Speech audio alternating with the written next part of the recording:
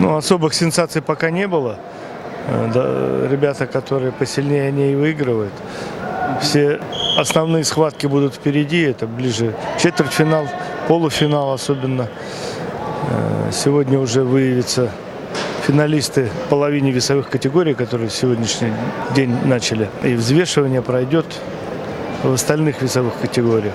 А завтра финалы у первого дня соревнований будут вечером.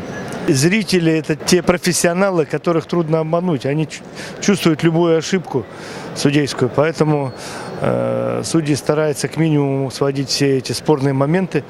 Но здесь присутствуют делегаты UVV, которые контролируют всю судейскую работу, поэтому все схватки пройдут корректно и победители будут выявлены правильно. Это международный турнир, здесь судят только судьи высокого класса международной категории, но также здесь проходит семинар на получение судей международной категории. И несколько судей приехали для выполнения этого высокого звания.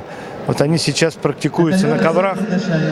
Но, хотя они уже опытные, они уже отсудили множество всероссийских соревнований престижных, также чемпионат России.